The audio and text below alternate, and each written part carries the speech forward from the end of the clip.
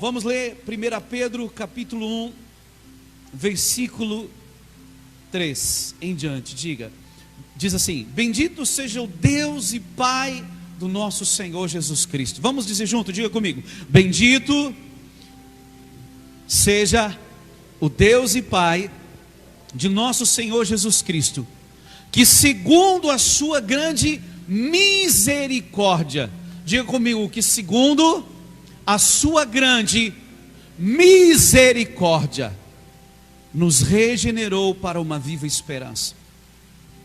Queridos, veja que a palavra aqui regenerar no grego é anagnao, que significa nascer de novo, renascer, regenerar, ter passado por uma transformação de mente, que leva a uma nova vida que procura conformar-se à vontade de Deus. Regenerar é uma transformação de mente, é uma transformação completa, aonde nós estamos conformados à vontade de Deus. Eu vou parte por parte porque é tão rico esse texto. O apóstolo Pedro, ele fala das implicações da misericórdia de Deus, é isso que ele está falando. Veja o que ele diz: bendito seja o Deus e Pai de nosso Senhor Jesus Cristo, que segundo a sua grande misericórdia, Ele nos regenerou, Ele nos levou a nascer de novo, Ele nos deu uma nova vida. Nós vivemos em novidade de vida pela misericórdia de Deus. Olha aqui para mim, preste atenção, querido. Deus não está fazendo a sua obrigação.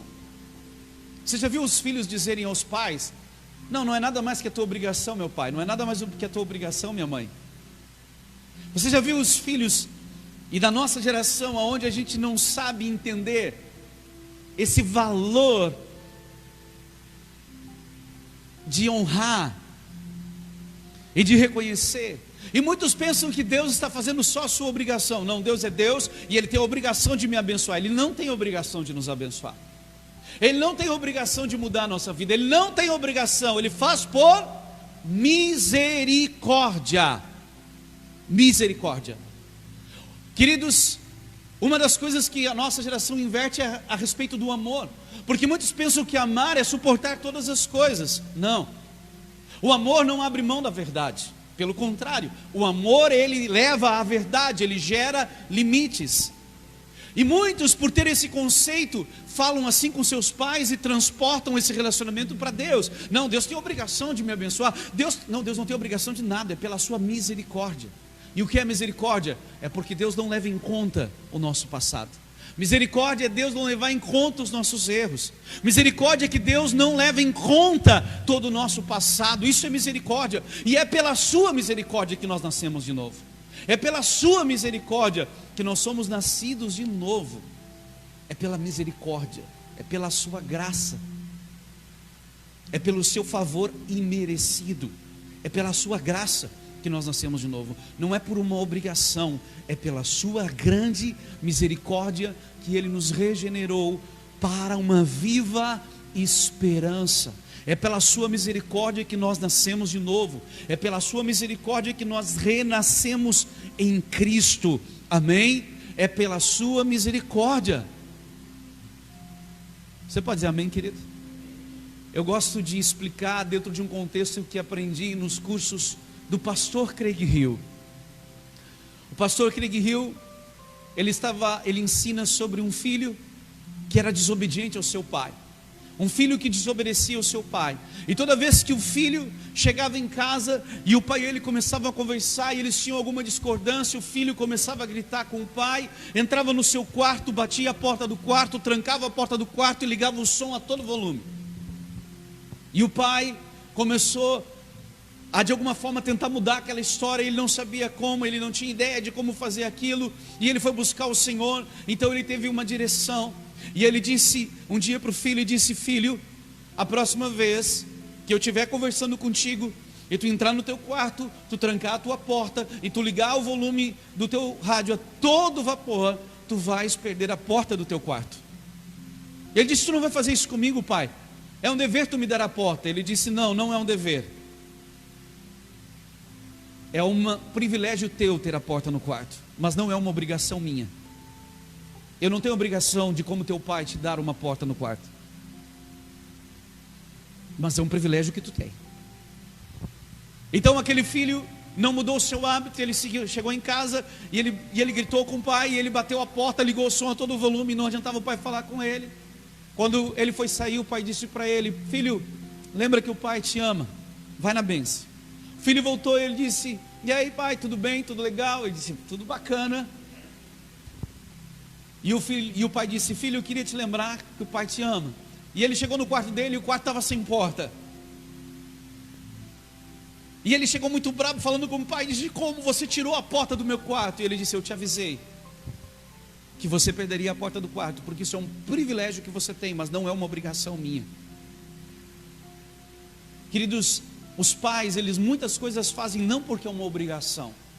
Não é obrigação de um pai dar roupa de marca para os seus filhos, ou colocar eles na melhor escola. É obrigação dar educação, é obrigação sim dar vestimenta e alimento, mas não precisa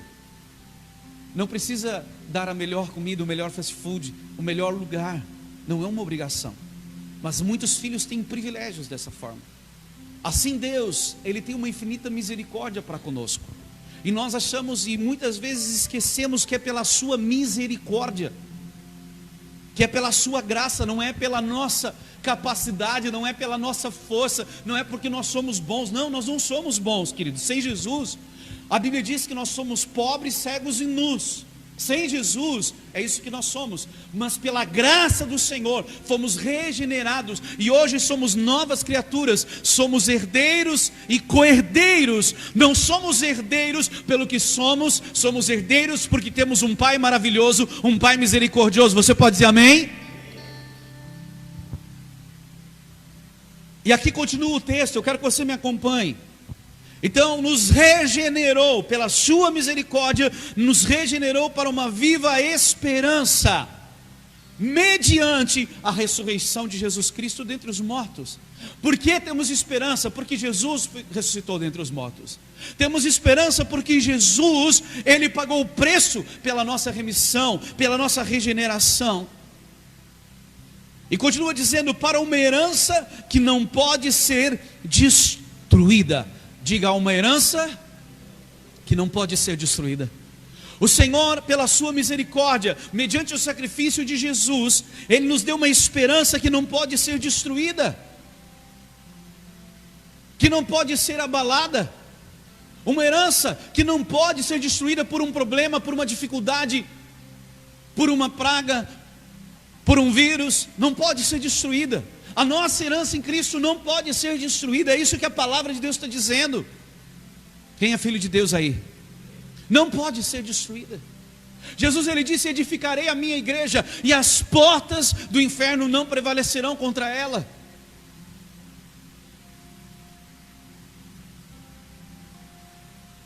Queridos, Satanás a vida toda tentou destruir a igreja. Não sei se você já parou para pensar sobre isso. Quando nós estivemos em Roma, eu tive a oportunidade de, junto com os irmãos, entrarmos numa catacumba. Uma catacumba é um cemitério subterrâneo, com escavações de vários andares abaixo da terra. Um lugar que na época não tinha grande ventilação. Quando nós tivemos era inverno em Roma, então era muito frio, a terra estava congelada lá embaixo. E nesse lugar sombrio, esse lugar frio, esse lugar sem ventilação, era o lugar que os cristãos primitivos adoravam a Deus pela perseguição. Eles eram perseguidos, e eles então faziam os seus cultos à meia-noite, dentro dessas catacumbas, desses lugares subterrâneos. Imagine os cristãos se reunindo à meia-noite num cemitério subterrâneo. Assim era na época que a igreja foi perseguida pelos imperadores. Os imperadores, como Nero, botou fogo lá em Roma e colocou a culpa nos cristãos, dizendo que foram os cristãos que haviam colocado fogo, e por isso toda a população começou a perseguir os cristãos. E a igreja por acaso diminuía nessa época? Não, continuava crescendo. O imperador colocava os cristãos lá na arena, E lá em cima ele ficava olhando para ver se os cristãos negavam a sua fé, e eram mortos por leões, devorados vivos pelos leões nos coliseus. E por isso a fé diminuía, a igreja diminuiu, a igreja foi abatida de maneira alguma, ela continuava crescendo. Hoje a igreja está sendo perseguida em muitos lugares do mundo, há perseguição. Cristãos estão sendo decapitados, mortos pela sua fé em muitos lugares do mundo, mas nunca a igreja cresceu tanto quanto nesses dias. Alguns ignorantes, e perdão pela minha palavra, pela palavra que eu vou usar tão forte, mas alguns imbecis vão para as redes sociais hoje, sem cultura, e por isso ignorantes, dizer que a igreja não é relevante, que a igreja não é uma instituição fundamental e necessária nesses dias. É porque não conhece história quem fala isso. A igreja é a única instituição que durou mais de 2000 anos. Qualquer grande companhia hoje, queridos, tem 10, 15, 20, 30 anos, no máximo 50. A igreja tem mais de 2000 anos e nada conseguiu destruí-la. Nada conseguiu destruir ela. E nada vai destruir ela, porque ela é a noiva de Jesus. Ela é a noiva de Jesus e ninguém vai destruí-la. A igreja vai continuar marchando triunfantemente, indiferente dos problemas que venham à frente, porque o Senhor Jesus disse: edificarei a minha igreja e as portas do inferno não podem prevalecer contra ela. A igreja não pode ser destruída, querido, assim como a nossa herança em Cristo não pode ser destruída. Você que faz parte da igreja de Jesus, dá um brado de vitória aí, querido, dá um brado de louvor, porque nada pode destruir a igreja de Jesus. Ela é inabalável. Inabalável. Inabalável. Não pode ser destruída. O apóstolo Pedro continua dizendo que não fica manchada. Uma herança que não pode ser destruída, uma herança que não pode ser manchada, que não pode ser corrompida, que é puro, que é imaculada. A nossa herança em Cristo é livre daquilo pelo qual a natureza de alguma forma vai deformar, vai depreciar. Não pode de maneira alguma manchar a nossa herança. O apóstolo Pedro ainda diz que não murcha, que é imarcessível, diz algumas traduções, que não pode manchar, que não pode ser corrompido, que não se desvanece, que é eterna. Diga: a minha herança em Cristo é eterna, é imarcessível. Aleluia. E ele diz que é reservada para nós nos céus. E sabe quando fala ali que é guardada para nós nos céus, guardada por Deus, Deus está cuidando da nossa herança. Deus está cuidando, Ele reservou para nós uma herança poderosa, Ele reservou para nós uma herança grandiosa. Quem está comigo aí diz amém, querido? Parece que você está congelado aí, dá uma glória a Deus. E diz ali: reservada para nós, mediante a fé, para a salvação preparada a ser revelada no último tempo. Mediante a fé, é mediante a fé que nós acessamos essa herança. É mediante a fé que nós acessamos essa viva esperança. É pela fé. E por isso, queridos, a esperança, ela é a base da fé. A fé é a certeza das coisas que se esperam. Por isso nós precisamos, e o apóstolo Pedro começa a dizer: fomos regenerados para uma viva esperança. E essa regeneração, ela implica numa viva esperança, ela implica numa herança que não pode ser manchada, que não pode ser destruída, que não se desvanece, numa herança que é eterna, numa herança que é reservada para nós, e que Deus tem cuidado para cada um de nós. Ele tem guardado, Ele tem cuidado essa herança para cada um de nós, e é pela fé que nós acessamos essa herança em Cristo Jesus. É pela fé. E por isso Satanás, ele quer tirar nossa esperança nesses dias, queridos. É evidente que nós sabemos das notícias. É evidente que nós sabemos que essa semana se bateu o recorde do número de mortos através da pandemia. As expectativas são terríveis, mas você não pode colocar a tua expectativa nisso. Você tem que colocar a tua esperança na palavra de Deus. Traga à memória o que te dá esperança. Não deixe esses números roubarem a tua fé. Porque o medo é fé ao contrário. O medo, ele paralisa enquanto a fé mobiliza. Então não ande pelo medo, que é fé ao contrário. Jó, ele disse: tudo o que eu temia me sobreveio. Não ande pelo medo, ande pela fé. É pela fé que você acessa a tua herança. É mediante a fé. Nessa semana nós falamos sobre os olhos da alma nas células. Quem foi na célula semana aí, dá glória a Deus? Quem participou de alguma forma, dá glória a Deus? Falamos sobre os olhos da fé, ou os olhos da alma. Jesus, ele disse que se os nossos olhos forem bons, tudo será bom. Ele não estava dizendo a respeito da visão que nós temos, da forma, como se nós enxergamos bem ou mal. Ele está falando de como nós vimos o mundo, qual o prisma, qual a ótica que nós estamos enxergando as coisas. Se nós enxergarmos da forma certa, tudo vai ser bom. Mas se nós enxergarmos da forma errada, tudo vai ser ruim. Precisamos olhar com os olhos de Deus, enxergar como Deus está enxergando cada situação. Cada situação. Lá em Êxodo, no capítulo 14, versículo 10 ao 14. Eu vou ler o 13 e o 14. Êxodo 14, 13. Moisés, porém, respondeu ao povo: não temais, aquietai-vos e vede o livramento do Senhor que hoje vos fará, porque os egípcios que hoje vedes, nunca mais os tornareis a ver. A mesma circunstância. Eles estavam colocados diante do mar, sendo perseguidos pelos egípcios. E Moisés diz para eles: acalmem-se, confiem no Senhor. As mesmas circunstâncias fazia o povo murmurar e fazia Moisés liberar uma palavra de esperança e de fé. A mesma circunstância pode nos fazer ver a desgraça, ou pode nos levar a ver a grande oportunidade da manifestação de Deus sobre as nossas vidas. Uau! Diga: a circunstância pode me levar a murmurar, ou me levar a ver a grande oportunidade da manifestação de Deus sobre a minha vida.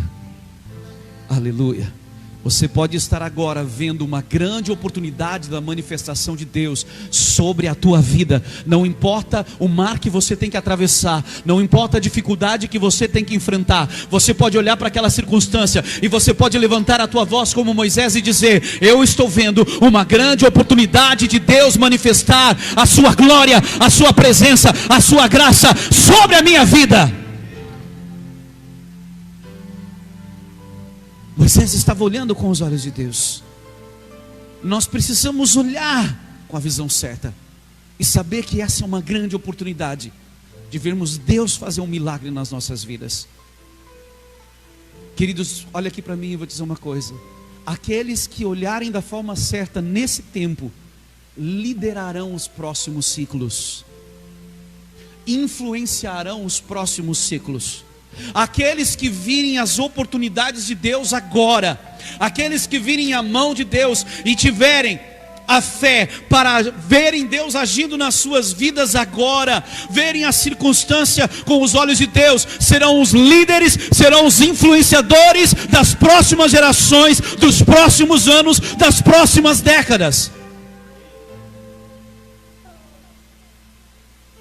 Vão liderar. E lembra, querido, presta atenção no que eu vou te dizer. Muitas vezes eu ensino conceitos de líderes. Por quê? Porque primeiro nós temos que ser líderes de nós mesmos. Ninguém pode liderar outra pessoa se não lidera a si mesmo. E o maior desafio do mundo é liderar a nós mesmos. Augusto Cury, no seu livro Gestão da Emoção, ele diz no primeiro capítulo que há empreendedores que lideram empresas, grandes corporações com milhares de funcionários, mas que não lideram as suas emoções. Lideram milhares de pessoas, mas não lideram as suas emoções. Primeiro você tem que ser líder de você mesmo. Você tem que ser líder de você. Você tem que ser líder das tuas emoções. Você tem que ser líder das tuas ações, das tuas decisões, do teu tempo. Quando você é líder de você mesmo, as pessoas começam a olhar para você e veem que você é uma pessoa que sabe liderar você mesmo, e elas vão querer estar junto contigo, vão querer aprender contigo. Por isso, se você for alguém que sabe olhar agora, você vai influenciar os próximos ciclos, os próximos anos e as próximas décadas. Eu estou te dando uma chave poderosa agora. Aleluia. Amém? E dentro disso, queridos, eu quero agora que, com essa introdução, eu quero que a gente vá para um texto que mostra, que nos coloca em perspectiva a verdadeira esperança, que nos coloca em perspectiva a verdadeira esperança que nós temos que ter. Dando essa introdução, quero que você abra a tua Bíblia comigo em Jeremias capítulo 29. Existem 2, 3 versículos que nós conhecemos muito bem de Jeremias 29, mas eu quero hoje te ensinar o contexto desse texto. Jeremias capítulo 29, do versículo 1 em diante nós vamos ler do versículo 1 até o versículo 14. Ora, são estas as palavras da carta que Jeremias, o profeta, enviou de Jerusalém aos que restavam dos anciãos do cativeiro, como também aos sacerdotes e aos profetas e a todo o povo que Nabucodonosor levara cativo de Jerusalém para a Babilônia. Primeiro, eu quero que tu entenda algo. Todo esse texto está no contexto onde o povo havia sido levado cativo para o Império Babilônico. Eles tinham sido tirados de Jerusalém, de Israel, e levado para uma outra nação, para o Império Babilônico, e estavam naquele lugar, no Império Babilônico. Muitos deles, inclusive príncipes como Daniel. Nós não podemos afirmar categoricamente que Daniel era um eunuco. Eunuco, ele cuidava das coisas do rei, e o rei, para que a esposa ou as filhas do rei acabassem não se encantando com aqueles homens e não tivesse algum tipo de envolvimento, o rei mandava de uma forma terrível castrar os eunucos, para que não tivesse nenhum tipo de proximidade. E nós não podemos afirmar que Daniel também era um eunuco, mas a Bíblia diz que ele estava junto ao líder dos eunucos, que ele estava junto ao grupo dos eunucos.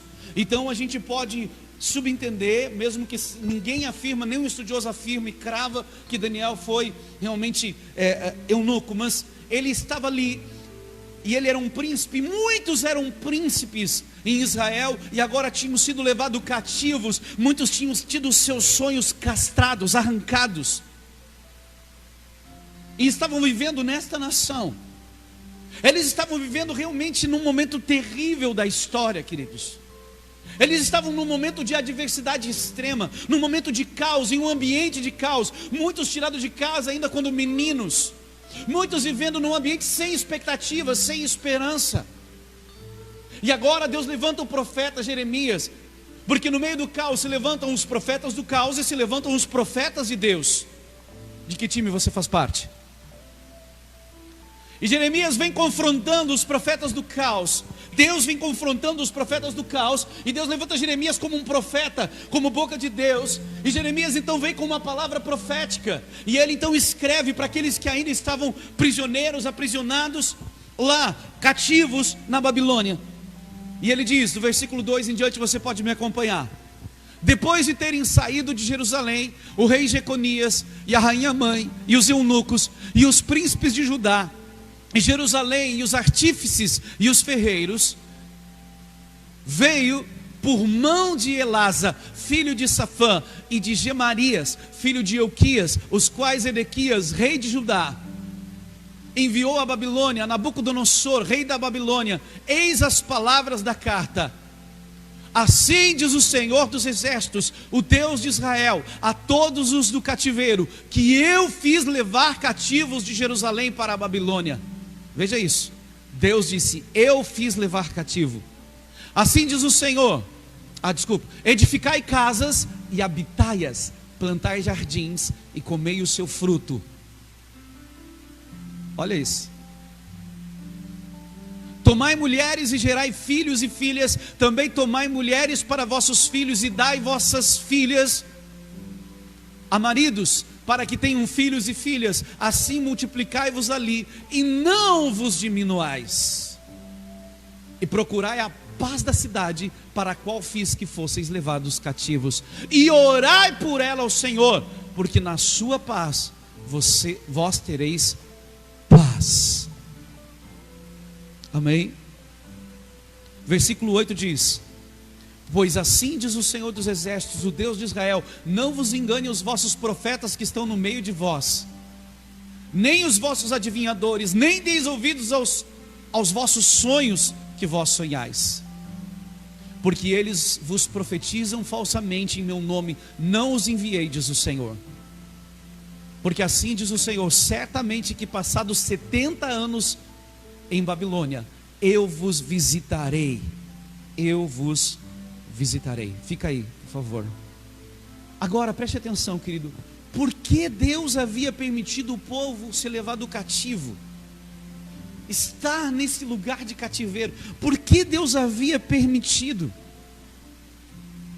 Sabe que estudando e entendendo teologicamente esse texto, eu fiquei muito impressionado. Porque os 70 anos que eles ficaram cativos na Babilônia foi por uma desobediência deles. Foi uma pena por eles terem desobedecido a palavra de Deus. Porque toda escolha tem uma consequência, e todo pecado tem uma consequência. Deus havia dito para eles: vocês vão trabalhar 6 anos a terra, no 7º ano a terra vai descansar. E por quase 500 anos Israel não deixou a terra descansar. Então no 7º ano Deus tinha estabelecido que seria um ano de descanso da terra, um ano onde aqueles escravos que haviam sido adquiridos eram liberados no 7º ano. E muitos deles que então tinham tido filhos, esposas, enquanto eram escravos, esses filhos e esposa não iriam embora. Então muitos deles diziam: eu quero ficar. E daí vem o conceito do servo da orelha furada, porque aquele escravo decidia ficar como escravo, para ficar com os filhos e esposa. Então furava a sua orelha, como era alguém determinado a permanecer escravo nesse contexto. Mas durante quase 500 anos Israel não obedeceu a palavra de Deus. E a consequência foi que 70 anos eles tiveram de cativeiro. E quando cumpriu os 70 anos, Deus os libertou. Por que eles ficaram 70 anos? Porque eles desobedeceram. A palavra de Deus diz: melhor é obedecer do que sacrificar. Eles entraram em sacrifício porque não obedeceram. Quando não obedecemos, entramos em sacrifício. E eles não obedeceram. E eles ficaram 70 anos cativos, oprimidos naquele lugar. Mas ao contrário do que uma mensagem de desesperança, Deus vem através do seu profeta e começa a dizer: ei, vocês não devem diminuir nessa terra. Pelo contrário, vocês precisam crescer em meio ao sofrimento. Amados, isso é uma coisa que Deus quer nos preparar, e por isso Ele permite a gente enfrentar alguns desafios nas nossas vidas, é que nós aprendamos a crescer no meio do sofrimento. Porque todas as coisas cooperam para o bem daqueles que amam a Deus, são chamados segundo o seu propósito. Se você está passando por momentos de dificuldade, Deus está permitindo isso para que você cresça em meio às dificuldades. Nenhum amém. Um fraquinho. Deus disse para eles: cresçam em meio às dificuldades. Cresçam em meio às dificuldades. Ele disse: construam casas, habitem nelas, plantem jardins, comam dos seus frutos, deem seus filhos em casamento, orem pela paz da cidade que vocês estão, porque na paz daquela cidade vocês terão paz. Deus estava dizendo o quê? Cresçam em meio às dificuldades. Querido, essa é uma palavra profética para esse tempo. Se você não está vendo uma saída, se você está passando por um momento de dificuldade no teu trabalho, em alguma área, na tua saúde, esse é um tempo de você crescer em meio à dificuldade, em meio às tribulações, em meio às circunstâncias contrárias, em meio ao sofrimento. É tempo de você crescer. E se você recebe essa palavra de crescimento, te manifesta ao Senhor essa noite. Se vai aplaudir, aplaude melhor, porque é para Ele. Te manifesta. E agora vem a melhor parte, porque esse texto a gente conhece bem, mas a gente não pensa muitas vezes o contexto. No contexto de escravidão, de desesperança, Deus leva uma palavra de esperança, diz para ele: cresçam, Sejam visionários, se multipliquem, avancem, se preparem para as grandes coisas. Por quê? Porque no versículo 11 ele diz: pois eu bem sei os planos que estou projetando para vós, diz o Senhor, planos de paz e não de mal, para vos dar um futuro e uma esperança. Uau! Sabe o que nós ouvimos nesses dias? A voz do inferno é: não há esperança, não há futuro, a morte, a destruição, a ruína, a quebradeira, a bancarrota, a miséria. Essa é a voz do inferno. Mas a voz dos céus é: eu é que sei os pensamentos que tenho a respeito de vós,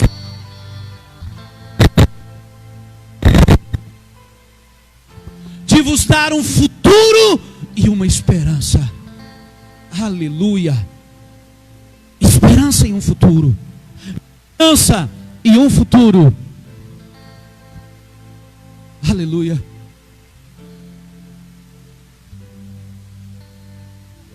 Porque eu conheço os planos que tenho para vocês. Lembra que esperança é expectativa do bem.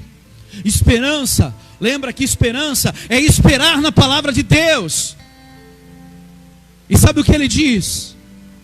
Porque eu conheço os planos que tenho para vocês.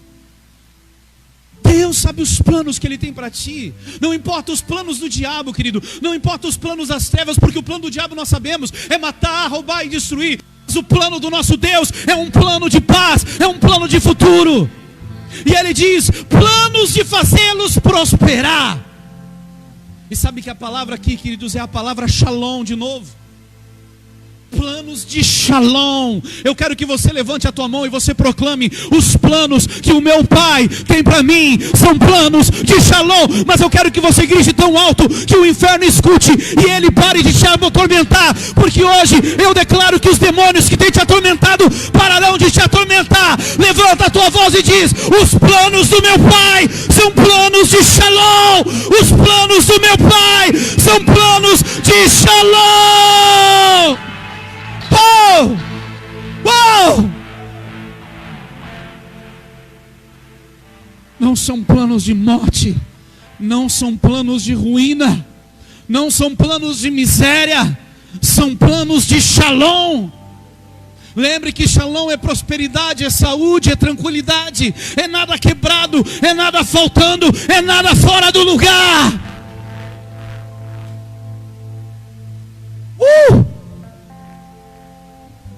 O apóstolo Ricardo estudou essa palavra profundamente. E ele trouxe o ensinamento que shalom são 4 letras no hebraico. 4 letras. 4 letras. A primeira delas é o W, que é o Shin no hebraico, que significa destruir. E ao contrário do que nós lemos da esquerda para a direita, se lê da direita para a esquerda, exatamente nesse sentido que vocês estão. A primeira letra é a letra W, que é Shin no hebraico, que significa destruir. Diga destruir. Essa é a primeira letra. A segunda letra no hebraico, queridos, é como um cajado de pastor, que é a letra Lamed. E a letra Lamed significa autoridade. Shin Lamed, destruir a autoridade. Preste atenção aqui. A terceira letra no hebraico é Vav, que é como uma unha, e significa como um anexo, como ligado. Destruir a autoridade, ligado. E a quarta letra no hebraico é a palavra Men, que vem de ondas de água, que significa caos.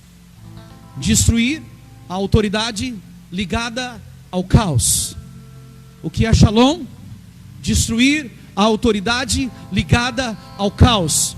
O que é Shalom? Destruir a autoridade ligada ao caos. Quais são os planos que o nosso Pai tem para nós? Planos de destruir a autoridade ligada ao caos. Levanta a tua mão e diga: destruir a autoridade ligada ao caos. Destruir a autoridade ligada ao caos. Destruir a autoridade ligada ao caos. Se manifesta aí, querido. Esses são os planos de Deus. E os seus planos não podem ser frustrados. Eu é que sei os planos que tenho a respeito de vós. Pensamentos de Shalom. Planos de Shalom. Uau! De não lhes causar dano. Quantos pensam que Deus está amando as pessoas sofrerem? Ele diz, são planos de Shalom, de provisão, de paz, de tranquilidade, planos de dar esperança e um futuro. Eu quero que tu saia daqui hoje, querido, com convicção que Deus tem um futuro glorioso para ti, e que hoje a mensagem do caos está sendo destruída na tua vida. A opressão do inferno está se quebrando sobre a tua vida. E você pode levantar as tuas mãos como alguém livre e dizer: o meu Pai tem planos de Shalom para a minha vida. O meu Pai tem planos de paz, de provisão, de saúde. Meu Deus. Esperança no hebraico aqui é a palavra expectativa, ou tikvá, que é expectativa, motivo de esperança, coisas esperadas, resultado. Eu tenho resultados para ti, Deus está dizendo.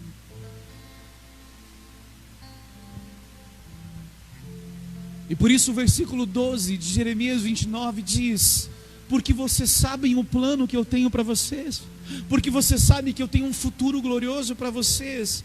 Ele diz, então vocês clamarão a mim, virão orar a mim, e eu os ouvirei.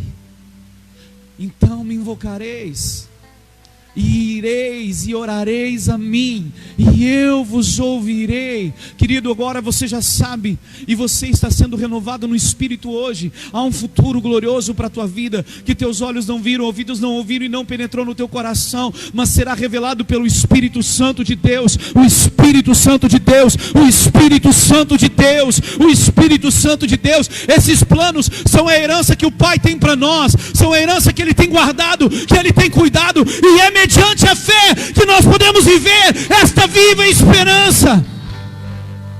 Não pode ser roubada, não pode ser manchada, não pode ser quebrada.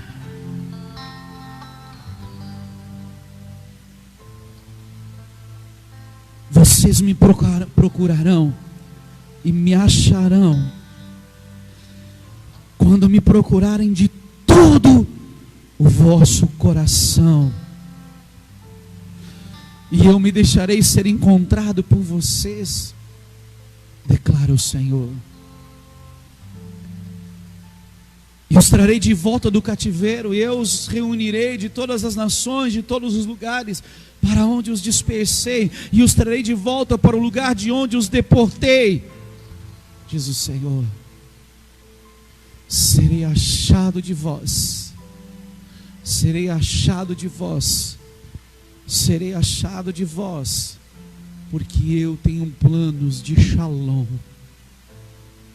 de dar-lhes esperança e um futuro. Buscar-me-eis e me encontrareis quando me buscardes de todo o vosso coração. Fica de pé, querido.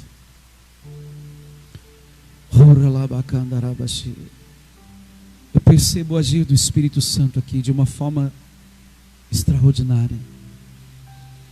Levanta as tuas mãos. Não importa o tipo de medo que veio contra a tua vida, de dificuldade, de ansiedade, há uma esperança em um futuro.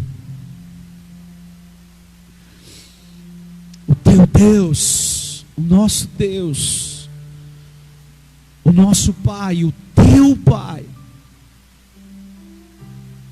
tem planos de paz e de futuro para a tua vida. Tem planos de Shalom.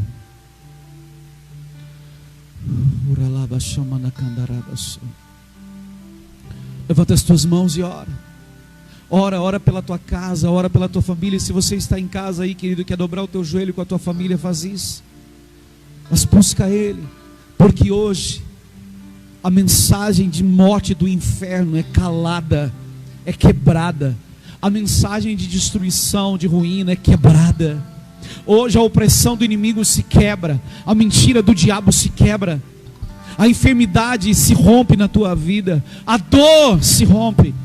E hoje o shalom de Deus te alcança.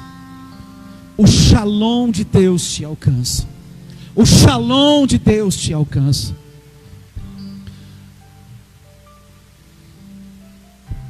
O shalom de Deus, recebe.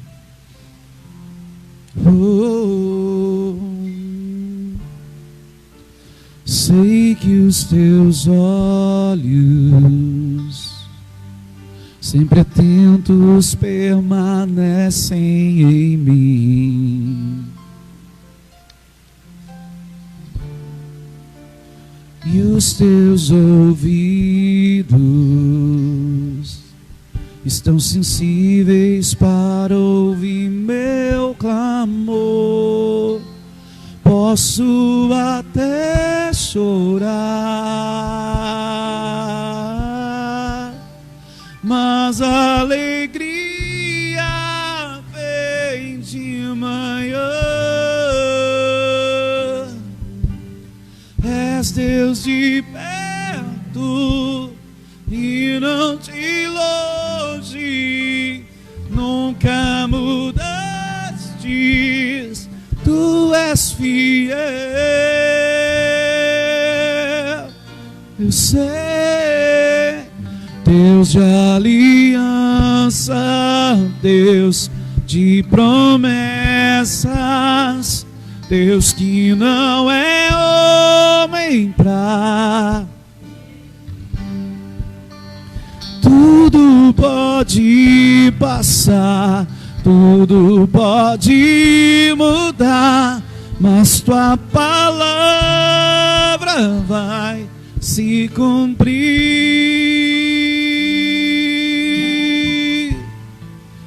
Eu posso enfrentar qualquer situação, posso enfrentar o que for. Eu sei quem luta por mim. Seus planos não podem ser frustrados. Minha esperança está nas mãos do grande eu sou. Meus olhos vão ver o impossível acontecer. Levanta a mão e diga comigo: posso enfrentar. Posso enfrentar o que for. Eu sei quem luta por mim. Seus planos não podem ser frustrados. Minha esperança está nas mãos do grande eu sou. Meus olhos vão ver o impossível acontecer. Levanta a voz e diga: Deus de esperança, Deus de aliança, Deus que não é homem pra... Tudo pode passar, tudo pode mudar, mas tua palavra vai se cumprir.